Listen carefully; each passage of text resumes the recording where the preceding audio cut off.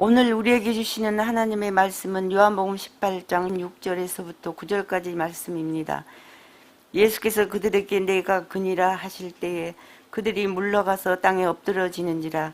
이에 다시 누구를 찾느냐 물으신대 그들이 말하되 나사렛 예수라 하거늘. 예수께서 대답하시되 너희에게 내가 그니라 하였으니 나를 찾거든 이 사람들이 가는 것을 용납하라 하시니 이는 아버지께서 내게 주신 자 중에서 하나도 잃지 아니하였사옵나이다 하신 말씀을 응하게 하려 함이니라.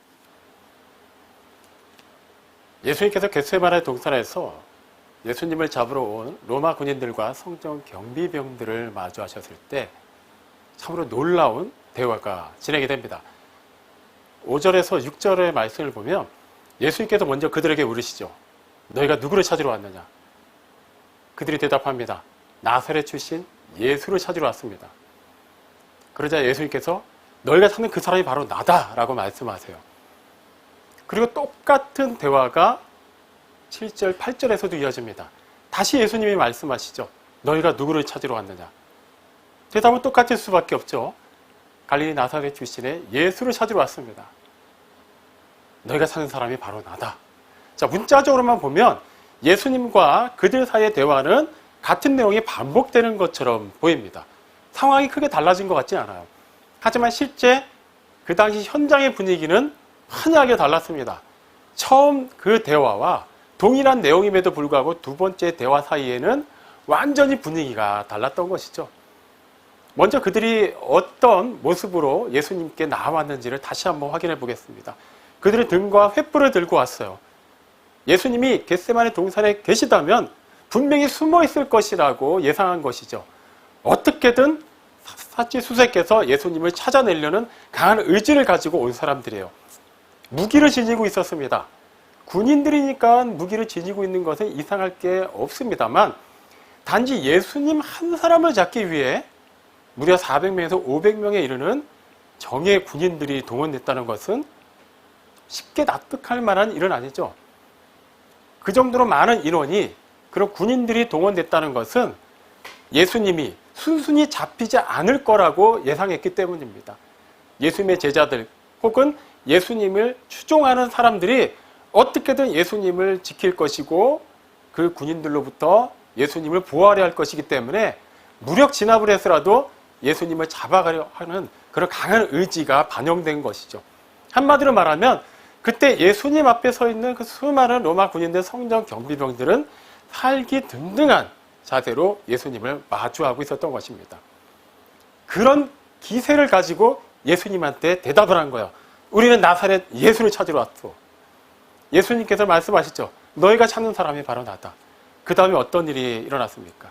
그들이 그 말을 듣고 뒷걸음질 치다가 그냥 땅에 엎드려집니다. 다리에 힘이 풀려버린 거예요. 예수님이 무슨 특별한 일을 하시지 않았어요. 단지 자신이 바로 그라고 말했을 뿐인데 그들은 그 말만으로도 완전히 전의를 상실하고 말았습니다. 그리고 곧장 이어진 게 두 번째 대화예요. 그렇다면 예수님께서 똑같은 질문을 하셨지만 그때 질문하실 때 그들을 바라보는 시선은 어땠을까요? 처음에는 마주보고 대화를 하셨겠죠? 아마도 그때는 땅에 엎드러져 있는, 쓰러져 있는 군인들을 향해서 묻지 않으셨을까요? 아니면 그들이 다시 자리에서 일어났다 하더라도 이미 기세가 완전히 꺾인 다음이에요. 그 전까지 그들은 살기 등등했을지 모르지만 그때는 이미 모든 전의를 상실했을 겁니다. 도대체 이 예수라는 사람이 누구이기에 그 말 한마디 했을 뿐인데 우리가 이렇게 알 수 없는 힘에 억눌려서 모든 힘을 잃어버릴 수밖에 없었을까? 만약에 이 사람이 자신을 나타낼 뿐만 아니라 혹시라도 우리가 자기를 잡으러 온 것 때문에 화가 나서 저주의 말이라도 퍼붓거나 아니면 그의 어떤 놀라운 초자연적인 일을 행하기라도 한다면 그들은 그 자리에 온전히 서 있지 못할 거예요. 죽을지도 모릅니다. 아마 그런 두려움을 가득 안고 있었을 거예요. 그 가운데 예수님이 다시 물어보시는 거예요. 너희가 누구를 찾으러 왔다고? 아마 그 다음에 대답은 똑같았지만 분명히 목소리에는 힘이 빠져 있었을 거예요. 나사렛 예수를 찾으러 왔습니다. 찾으러 왔지만 이미 게임은 끝난 거예요. 기존에는 잡으러 왔다라는 뉘앙스였다면 이제는 찾기는 찾았지만 우리는 아무것도 할 수 없다라는 뉘앙스의 대답이었을 겁니다. 예수님은 똑같이 말씀하세요. 그래, 너희가 체포하러 온 사람이 바로 너희 앞에 지금 이렇게 서 있다. 나를 잡아가라. 우리는 이 사건을 단지 예수님께서 자발적으로 십자가 잔을 향해서 나아가신 것으로만 이해해서는 안 됩니다. 예수님께서 물론 그 일을 위해 오셨어요. 그렇기 때문에 그 일을 향해서 자원해서 나아가셨습니다. 숨지 않으셨어요. 얼마든지 당신이 가지고 있는 그 신적 능력과 권위를 가지고 그 앞에 있는 대적자들을 처리할 수도 있었습니다. 그럼에도 불구하고 예수님께서는 그 모든 특권을 다 내려놓으시죠. 그리고 하나님께서 애초부터 계획하셨던 그 일을 위해서 거침없이 나아가십니다. 그러면서 뭐라고 말씀하시죠? 8절에서 내가 바로 너희가 찾는 사람이니까 나를 잡아가고 여기 있는 내 제자들은 그냥 가게 내버려 두어라라고 말씀하십니다. 실제 그 일은 일어났죠. 물론 모양은 제자들이 예수님을 버려두고 도망치는 모양처럼 보인 건 사실이지만 그것도 예수님이 그 일이 가능하도록 길을 열어주셨기 때문에 실제 있을 수 있었던 일이죠. 그렇다면 예수님께서는 얼마든지 이제 나도 내 갈 길을 가도록 내버려 두어라 라고 말씀하시고 그 자리를 떠나실 수도 있었을 겁니다. 근데 그렇게 하지 않으셨어요. 네, 죄와 사망 가운데 놓여 있는 우리를 구원하시려고, 우리를 향한 하나님의 그 사랑을 나타내시려고 자기 앞에 있는 그 십자가의 잔을 외면하지 않으시고 기꺼이 받아들이신 거죠. 우리 단지 이 사건에서만 감동을 받아서는 안 됩니다. 제자들이 그 현장을 떠나는 그 순간에 어떤 분위기였을지를 한번 생각해 보죠.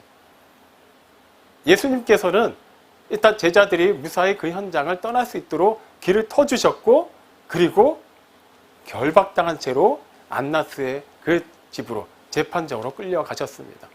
갑자기 분위기가 바뀌어요. 좀 전까지 그곳에 몰려왔던 군인들은 완전히 다리에 힘이 풀린 사람들이었어요. 예수님을 함부로 쳐다보지도 못했을 겁니다. 그런데 어떻게 그들이 예수님을 결박해서 끌고 갈 수 있었을까요? 그들에게 예수님의 힘보다 더 뛰어난 초인적인 힘이 생겼기 때문일까요? 그렇지 않습니다. 이미 우리가 아는 것처럼 예수님께서 손수 잡혀주신 거예요. 아마 그들은 예수님을 결박하면서도 굉장히 두려웠을 겁니다. 표현은 끌고 갔다라고 되어 있지만 실제로는 끌고 간 게 아니에요. 오히려 예수님이 담대하게 앞서서 나아가셨을 겁니다. 그런데 과연 그들이 예수님을 붙잡은 것 그것만으로 만족했을까요? 물론 예수님이 그 일을 위해 오셨고 기꺼이 잡히셔야만 했고 잡히시는 게 당연한 일이기 때문에 그 일이 이루어진 것 자체는 문제가 되지 않아요. 하지만 제자들이 그 현장을 떠날 수 있었던 것은 다른 얘기입니다. 예수님께서 마지막 유월절을 맞이하시기 위해 십자가 고난을 향해 나아가시기 위해 예루살렘으로 입성하시기 전에 베다니에서 죽었던 나사로를 살리셨죠. 그 일 때문에 더 많은 유대인들이 예수님을 믿기 시작했어요. 예수님을 따르는 사람이 많아지면 많아질수록 예수님을 미워하는 유대 종교 지도자들의 입지는 좁아집니다. 그래서 그들은 원래 예수님만 제거하려고 했는데 예수님께서 기적을 일으키신 그 현장에 산 증인인 나사로도 없애려고 하죠. 그러면 예수님과 나사로만 없애면은 모든 게 다 끝나는 걸까요? 예수님께로 향했던 민심이 다시 유대 종교 지도자들에게 돌아오게 될까요? 그것도 장담할 수 없습니다. 왜 그럴까요? 제자들이 남아있기 때문이에요. 비록 제자들의 면면을 보면 모압지졸에 가까운 사람들입니다. 실제 예수님께서 붙잡히시는 현장에서 그들은 도망치기 바빴죠. 그런 사람들이 해봐야 뭘 할 수 있겠습니까? 라고 생각할 수도 있지만 실제 제자들은 우리가 생각하는 것처럼 그렇게 가벼운 모습도 있지만 말씀에 따르면 복음서의 기록들을 살펴보면 그들 역시 평범한 사람들은 아니었죠. 예수님에 따른 수많은 제자들이 있었지만 그들 가운데 특별하게 선택된 사람들입니다. 보냄받은 자로, 즉 사도로 부름을 받았어요. 그리고 얼마 되지 않아서 예수님께서 그들을 유대 각 지방으로 전도 여행을 보내시죠. 그곳에서 그들이 무엇을 했습니까? 예수님께서 주신 권능을 그대로 선포했어요. 하나님 나라의 복음을 선포했고 앓는 자들을 고쳐주었고 귀신을 내쫓았습니다. 예수님께서 직접 가실 수 없는 곳, 예수님께서 직접 계시지 않은 곳에 그들이 예수님을 대신해서 가서 예수님께서 하시는 그 일을 똑같이 행했던 사람들이죠. 그렇다면 비록 지금은 도망치는 굉장히 비굴한 모습을 보일지라도 나중에 그들이 어떻게 변화될지, 다시 어떻게 그 야성과 믿음을 회복할지는 아무도 모릅니다. 그렇기 때문에 종교 지도자들 입장에서는 예수님과 나사로뿐만 아니라 그 제자들도 당연히 체포해야 되는 최우선순위의 대상들이었을 거예요. 그걸 예수님이 아시기 때문에 예수님은 제자들이 그 해를 입지 않도록 그 현장을 무사히 빠져나갈 수 있도록 길을 열어주신 거예요. 예수님의 때는 이미 이르렀습니다. 그동안에 예수님의 때가 아직 이르지 않았기 때문에 사람들이 예수님을 붙잡으려 할 때마다, 도로 들어 치려 할 때마다 아무 일도 일어나지 않았지만 이제는 예수님이 조롱받으시고 억울하게 재판받으시고 고난받으시고 십자가에 달려 돌아가실 때가 되었어요. 그러니까 예수님께서 이제는 그 잔을 향해 나아가십니다. 하지만 제자들 때는 아직 이르지 않았어요. 그들은 아직 세상에 남아서 예수님을 대신해서 해야만 하는 일들이 있습니다. 그렇기 때문에 그들이 그 이전에 어떤 해도 입지 않도록 예수님께서 그들의 안전을 지켜주신 것이죠. 예수님께서 당신이 붙잡히시는 그 굉장히 위급한 상황 속에서도 제자들을 생각하셨습니다. 세상에 있는 당신의 사람들을 사랑하실 때 끝까지 사랑하신 것이죠. 거기서 끝나지 않았어요. 일단 제자들도 분명히 용의선상에 올라 있습니다만 우선은 도망쳤으니까 붙잡히지는 않은 거예요. 그 예수님께서 그들을 붙잡지 말라고, 그들이 가도록 용납하라고 말씀하셨고 그 말씀이 이루어진 것이죠. 하지만 그들은 얼마든지 그 후에도 체포될 수 있는 위험한 순간들을 맞이하고 있었습니다. 먼저 베드로를 살펴보죠. 그 이후에 요한복음 18장 그 이후 내용은 차차 살펴보겠습니다만 베드로와 이름이 알려지지 않은 제자들 가운데 또 다른 한 사람이 멀리서 예수님을 따라갔어요. 그리고 대제사장의 집 안뜰까지 들어갔습니다. 그곳에서 어떤 일이 일어났죠? 우리가 잘 아는 베드로가 예수님을 3번 부인한 사건이 그 현장에서 일어납니다. 누군가가 베드로를 알아보기 시작해요. 한 사람이 아니라 여러 사람들이 알아보기 시작합니다. 당신도 예수의 제자 중 한 사람 아니요? 우리는 마치 베드로가 자기가 예수님의 제자가 아니라고 부인했기 때문에 사람들이 베드로의 말을 듣고 베드로를 그냥 이렇게 신경 쓰지 않아서 베드로가 화를 면한 것처럼 생각합니다만 실제로는 그렇지가 않았죠. 그 장소가 어떤 장소입니까? 그냥 예수님을 추종하는 사람들이 모여있는 장소인가요? 그렇지 않아요. 대제사장의 안뜰입니다. 집 안뜰. 즉 그곳에는 예수님을 체포한 사람들, 예수님에게 억울한 누명을 씌워서 어떻게든 죽일 그런 명분을 찾고 있는 사람들, 예수님의 적대자들이 잔뜩 모여있는 곳이에요. 그곳에는 누군가가 여기 예수의 제자가 있는 것 같은데 한마디로 했다는 소식이 들린다면 어떤 일이 벌어졌을까요? 일단은 진위 여부를 확실하게 확인했을 거예요. 맞다면 그 자리에서 체포해야 되기 때문이죠. 그런데도 아무 일도 일어나지 않았어요. 네, 예수님께서 그들이 아직 때가 이르지 않은 그들이 그 위험한 상황에서도 안전할 수 있도록 지켜주신 겁니다. 요한은 어떤가요? 예수님께서 십자가에 달려 돌아가실 때 그 십자가 아래 요한도 있었죠. 예수님께서는 그런 그에게 당신의 모친인 마리아를 부탁한다고 말씀하셨어요. 즉 그곳에는 예수님을 조롱하는 사람들, 예수님이 그저 어떻게 말하고 얼마나 고통스러워하고 과연 언제 죽을지를 그냥 가볍게 생각하면서 지켜보는 사람들이 가득한 곳이에요. 당연히 예수님의 적대자들도 많이 모여있겠죠. 그들이 있는 가운데 예수님께서 이 사람이 내 제자다라는 것을 대놓고 말씀하신 거예요.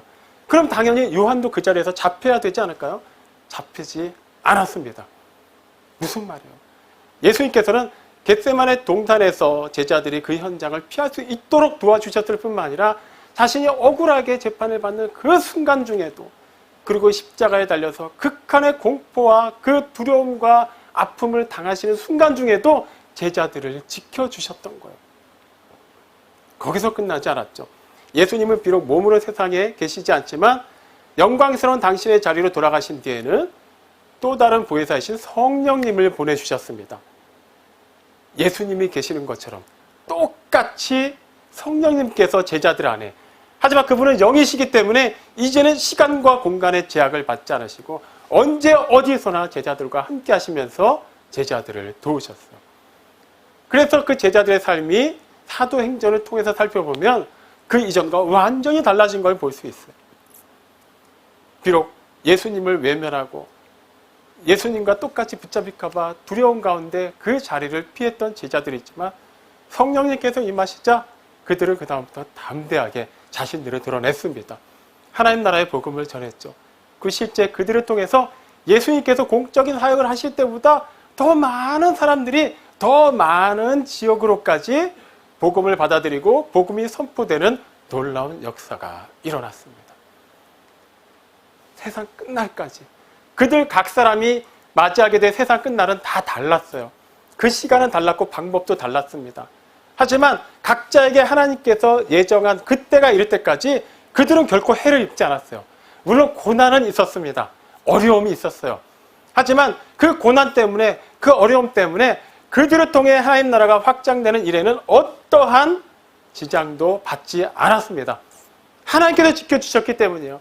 예수님께서 여전히 하나님 보좌 우편에서 제자들을 위해서 간절히 기도하고 계시고 때문에 그 기도가 계속해서 이루어지고 있었던 것입니다. 이 일에 대해서 오늘 읽은 본문 요한복음 18장 9절이 그 근거를 얘기하고 있죠. 이렇게 된 것, 그러니까 제자들이 그 화를 면할 수 있게 된 것은 아버지께서 내게 주신 자 가운데 한 사람도 잃어버리지 않았습니다라는 말씀을 응하게 하려 함이라고 말이죠. 이 말씀 어디서 들어봤나요? 아버지께서 내게 주신 자 중에 한 사람도 잃어버리지 않았습니다.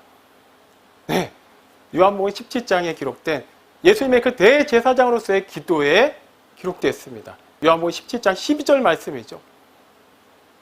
우리가 보통 하는 기도는 하나님의 뜻을 따라 한다고는 하지만 그 기도 제목들 하나하나를 차분하게 살펴보면 대개는 우리의 뜻을 구하는 기도가 많아요. 온통 세상적이고 희망상 그런 것들로 가득 차 있는 것을 부인할 수 없습니다. 하지만 예수님의 기도는 달랐죠. 그분의 기도는 철저하게 하나님 아버지의 뜻을 따르는 기도였어요. 그분이 전하신 말씀도 그분이 살아내신 삶도 전적인 하나님의 뜻을 따르는 거였습니다. 다시 말하면 예수님의 기도는 그냥 예수님의 개인적인 바람이나 기대가 아니었어요. 하나님의 언약이 그대로 선포가 된 겁니다. 예수님께서 기도할 당시에는 그 일이 약간 미래 시제처럼 기록이 되었지만 실제 그 일은 계속해서 이미 이루어지고 있었고 제자들이 절체절명의 위기의 순간을 맞이할 때도 계속해서 실제 일어나고 있었던 거예요. 이 사실 아는 것이 참으로 중요합니다. 아, 제자들은 예수님께서 그렇게 기도하셨고 계속 지켜주셨기 때문에 그렇게 담대하게 복음을 전할 수 있었구나. 이 사실을 아는 것만으로 중요한 것이 아니라 그 일이 우리에게도 그대로 적용되기 때문에 중요하다는 것이죠. 요한복음 17장에 기록되어 있는 예수님의 기도는 그 기도 대상자가 뚜렷하게 구분되어 있죠. 첫째로 예수님께서 당신 자신을 위해 기도하셨어요. 그리고 남겨질 11 제자들을 위해 기도하셨고 그리고 모든 그리스도인들 곧 우리를 위해서 기도하셨습니다. 예수님께서 제자들을 위해서 하신 그 기도가 하나님의 그 언약의 성취로 그대로 이어졌다면 우리를 위해서 하신 예수님의 기도 또한 그대로 이루어져야 되지 않겠습니까? 이루어지고 있고 이루어졌으며 계속해서 이루어지고 완전하게 성취가 될 것입니다. 이 사실을 아는 게 참으로 중요해요. 여기서 우리는 빌립보서 4장 6절 말씀을 떠올릴 필요가 있습니다. 아무것도 염려하지 말고 오직 모든 일에 기도와 간구로 너희 구할 것을 감사함으로 하나님께 아뢰라. 우리는 세상을 초월해서 사는 존재들이 아닙니다.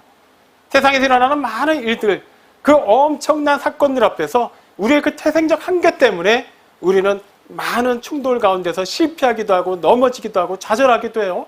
그런 일들이 반복되면서 학습이 되기 때문에 어떠한 일이 일어날 것 같으면 전주만 보여도 우리는 염려합니다. 자연스러운 일이에요. 염려하는 것 자체가 문제가 되진 않아요. 하지만 그 염려함으로 말미암아 그 다음 단계가 무엇으로 이어지느냐가 중요하죠. 그 염려의 강도가 커지거나 계속해서 염려하는 상황 가운데만 놓여 있다면 그것은 믿음이 없다라는 것을 나타내는 것에 불과할 뿐입니다.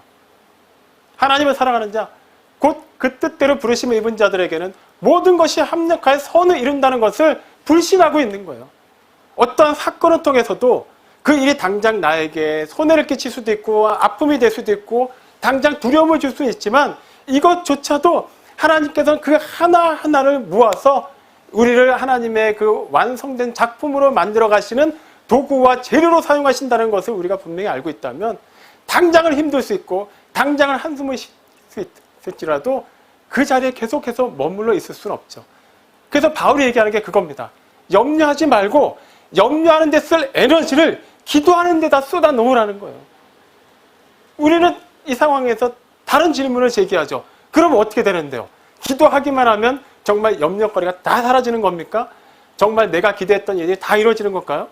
너희 구할 것을 감사함으로 구하기만 하면 하나님께서 응답하신다고 하니까 정말 내가 부자가 되게 해달라고 하면 부자가 되고 질병을 다 고쳐달라고 하면 다 고쳐주시는 거고 그렇게 되는 건가요? 우리는 약간 이렇게 좀 차원이 낮은 수준에서만 따져 물으려고 하죠. 하지만 하나님께서 바울을 통해서 주신 말씀은 그런 맥락이 아니에요. 우리는 이 시점에서 쉬지 말고 기도하라는 데살로니가전서 5장 17절 말씀도 떠올릴 필요가 있습니다. 이 말씀은 얼마나 놀라운 특권인지 몰라요. 보통 우리는 항상 기뻐하라, 쉬지 말고 기도하라, 범사에 감사하라. 이것이 그리스도 예수 안에서 너희를 향하신 하나님의 뜻이니라 라고 말씀하니까 그것을 명령형으로 먼저 받아들이려는 경향이 있죠. 사실 크게 기쁘진 않은데 그렇게 감사할 만한 상황은 아닌데 정말 지금은 기도할 힘도 없고 그러고 싶은 마음도 없는데 일단 하나님이 그렇게 하라고 하시니까 일단 지키고 보면 뭔가 복이 임하겠지. 어쨌든 좋은 일이 생기겠지. 그렇게 막연한 기대를 가지고 그 말씀대로 살아내려고 노력을 하죠. 하지만 이 말씀 속에는 너무나도 놀라운 특권이 감춰져 있습니다. 우리는 보통 기도를 뭐라고 정의하나요? 물론 학자들마다 또 그리스도인들마다 다양하게 정의를 합니다만 대체로 기도는 하나님과 나누는 경건한 대화라는 것에 대해서는 다 공감을 하죠. 대화. 한 사람만 일방적으로 얘기하는 게 대화인가요? 그건 독백이에요. 그냥 혼자 떠드는 겁니다. 대화는 상대방이 있고 내가 있을 때 서로 소통하는 거예요. 주고받는 겁니다. 다시 말하면 우리가 쉬지 말고 기도할 수 있다는 것은 우리보다 먼저 하나님께서 쉬지 않으시고 우리와 함께 하시면서 우리를 지키시고 우리를 도우시고 우리의 모든 것을 주관하시면서 우리의 모든 속사정과 우리의 실제 그 육성의 고백을 들으실 준비가 되어 있으시다는 거예요. 하나님이 먼저 준비가 되신 상태에서 우리를 맞이하고 계시기 때문에 우리는 항상 기뻐하고 쉬지 말고 기도하고 범사에 감사할 수 있다는 거예요. 이건 우리가 그렇게 하기만 하면은 그 다음에 하나님께서 어떻게 역사하신다는 의미가 아니라 이미 하나님이 우리 안에 계시고 또 우리를 초월해서 역사하시고 우리가 어디를 가든지 전혀 빈 공간이 없도록 꽉 채워주시기 때문에 우리가 언제든지 하나님을 찾기만 하면 하나님의 이름을 부르기만 하면 하나님께서 주신 기록된 말씀에 의지하여 기도하기만 하면 하나님께서는 우리에게 응답하신다는 거예요. 하나님의 뜻을 따라 구하기 때문에 하나님의 뜻이 반드시 이루어진다는 겁니다. 염려거리가 생기면 그것이 곧 우리가 하나님의 뜻을 더욱더 구체적으로 알 수 있는 기회이기 때문에 우리는 염려하는 데 쓸 에너지를 기도로 전환하기만 하면 돼요. 그러면 그 다음은 하나님께서 예비하실 크고 비밀한 일은 반드시 이루어집니다. 로마서 8장 32절에 기록되어 있듯이 하나님께서는 자기 아들을 아끼지 않으시고 우리 모든 사람을 위해서 내어주셨습니다. 그런 하나님께서 어떻게 그 아들과 함께 우리 모든 사람에게 가장 좋은 것을 거저주시지 않겠습니까? 아들과 함께 주신다는 것을 유념해야만 해요. 아들을 우리에게 주셨어요. 그리고 우리에게 그 아들을 통해 영원한 생명을 주셨죠. 그러면 그 아들과 함께 우리에게 모든 선한 것을 주신다면 그것은 무엇이 되겠습니까? 이미 영원한 생명을 얻은 자로서 그 영생을 얻은 자답게 살 수 있는 그런 능력을 그거에 필요한 모든 것을 채워주시지 않겠습니까? 그 과정에서 고난이 있을 수도 있고 세상에서 조롱받을 수도 있고 다소간에 나의 시간이나 물질이 손해보는 듯한 느낌을 받을 수도 있지만 결과적으로는 그것은 우리가 하나님께로 나아가는데 장애물이 되는 것이 아니라 그 현실적인 문제 넘어 그 영원한 시간을 바라보면 결과적으로 우리는 그 크게 느껴졌던 장애물들이 그 영혼 속으로 한 걸음 한 걸음 내딛는데 큰 도움이 되는 디딤돌이 되어 있다는 것을 보게 될 거예요. 하나님께서는 그 일을 지금도 쉬지 않고 하고 계십니다. 제자들이 원래 뛰어난 사람들이었기 때문에 택함받았고 그들 본연의 능력을 가지고 그렇게 담대하게 복음을 전한 게 아니라는 것은 너무나도 잘 알고 계시죠. 그들이 한 게 아니에요. 그들은 말씀에 순종했을 뿐이고 그런 그들을 통해서 그들의 작품을 삼아서 그들을 도구로 삼아서 하나님께서 일하신 겁니다. 그들을 위해 기도하신 내용을 그대로 언약의 말씀으로 성취하신 것이죠. 그렇다면 우리를 위해서 기도하신 그 기도 내용, 지금도 기도하고 계시고 지금도 우리를 통해서 역사하시는 그분의 그 놀라운 일하심이 계속해서 일어나야 되는 건 너무나도 당연한 일입니다. 왜 일어나지 않지? 내가 하나님의 기준에 서서 판단하기 때문이에요. 하나님의 그 계획하심, 하나님의 그 신묘막직하심을 우리는 감히 이해하지 못합니다. 하지만 분명히 한 가지 알고 있는 것은 하나님은 선하시고 그의 인자하심은 영원하시다라는 거예요. 그분은 실수가 없으시고 전지전능하십니다. 완전하십니다. 그렇기 때문에 그분이 우리 안에서 역사하시는 그 일들, 우리를 통해서 하시고자 하는 그 일들, 실제 이루어지고 있는 그 일들은 반드시 그분의 영광을 나타내는 데 쓰임을 받고 있다는 사실을 잊지 마십시오. 다윗의 고백처럼 비록 사망의 음침한 골짜기를 다닐지라도 해를 두려워하지 않을 것은 주께서 우리와 함께 하시기 때문입니다. 죽음의 음침한 골짜기, 그곳은 들어가면 죽는다라는 얘기예요. 그런데도 문제가 되지 않는데요. 안 죽는다? 아무 해가 있지 않는다? 그게 핵심이 아닙니다. 주님께서 나와 함께 하시고 나를 부득불 그 가운데로 인도하신다면 분명히 선한 의지가 있다는 거예요. 하나님의 그 목적이 있다는 거예요. 우리는 그저 하나님만 바라보고 나가면 돼요.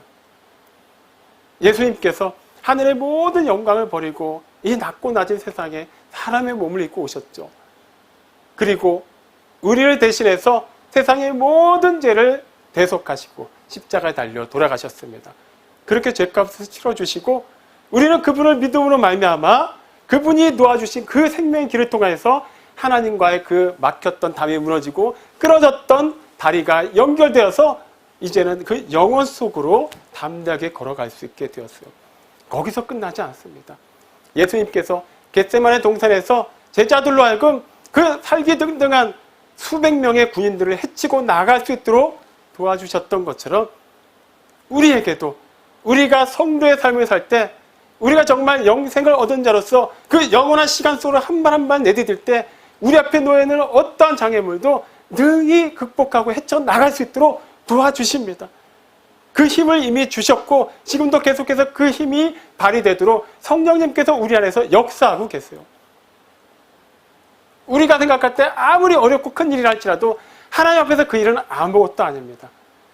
아무것도 아닌 일, 하나님께서 오히려 더 완전한 승리의 길로 우리 앞에 닦아 두셨어요. 우리는 담대하게 그 길을 헤쳐나가기만 하면 됩니다. 가고 싶은 길을 찾지 마세요. 가고 싶은 길을 하나님께 조르지 마십시오. 우리가 가야 할 길은 분명하게 정해져 있습니다. 예수님께서 먼저 그 길이 되어주셨어요. 그 길을 앞서 가셨습니다. 우리가 그리스도인이라면, 즉 그리스도께 속한 사람, 예수님의 제자가 맞다면 우리는 그분을 따라서 그 길을 가기만 하면 됩니다. 통과하는 문부터가 만만치가 않아요. 매우 좁습니다. 길도 좁아요. 험합니다. 하필이면 그 옆으로 계속해서 넓은 길, 그 넓은 길로 수월하게 가는 사람들이 계속해서 보일 겁니다. 하지만 그런 거에 마음 쓰지 마십시오. 우리가 가야 할 길은 오직 한 길입니다. 하나님께서 놓아주신 그 길, 담대하게 쳐나가십시오. 마귀는 그럴 때마다 어떻게든 우리 귀에 속삭일 겁니다. 하나님께서 함께 하시는데 왜 이렇게 고생을 해야 되는지, 이왕이면 조금 더 좋은 길, 더 잘 되는 길이 있을 텐데 왜 굳이 이 길이어야만 하는지 계속해서 그럴싸한 말로 우리를 미혹하려 들 겁니다. 신경 쓰지 마십시오. 굳이 따지려고 하지도 마십시오. 어차피 말 같지도 않은 말, 그냥 거들떠듣지도 말고 보지도 말고 주어진 그 길만을 나아가십시오. 우리가 진실로 하나님께서 말씀하신 그 길을 따라 나아갈 때 우리가 가는 그 길을 통해서 고난이라고 여겨졌던 그 일들도, 우리에게 손해를 끼쳤던 그 일들도, 아픔을 주었던 그 일들도, 심지어는 우리에게 상처를 주었던 그 사람들조차도 결과적으로는 하나님께서 기뻐하신 성령의 열매가 맺히도록 그 중요한 자원이자 자양분이 되었다라는 것을 알게 될 것입니다. 우리가 그리스도 예수 안에 있는 한, 그분이 또한 우리 안에 거하시는 한 우리를 하나님의 사랑으로부터 끊어낼 수 있는 것은 그 누구도 그 무엇도 없습니다. 사랑하는 성도 여러분, 지금 여러분이 가야 할 그 길을 가시기 바랍니다. 각자의 가정에서 하나님께서 허락하신 본인에게만 허락된 고유한 길이 있습니다. 교회에서, 믿음의 공동체 안에서 또 내가 가야 할 그 길이 있습니다. 또 우리가 이 어둠이 가득한 세상에서 빛으로 부름받은 믿음의 공동체로서 가야 할 길이 있습니다. 주저하지 말고, 염려하지 말고 그 길을 나아가십시오. 염려가 들 때마다 그 자리를 기도로 채우십시오. 감사로 채우십시오. 기쁨으로 채우십시오. 그렇게 하나님의 영광을 나타내고 하나님을 기쁘시게 해드리고, 그렇게 세상에서 살아계신 하나님을 증거하며 하나님 나라의 확장을 위하여서 귀하고 아름답게 쓰임받는 포에마 우리 교회 모든 성도들이 다 되시기를 주님의 이름으로 축원합니다. 아멘.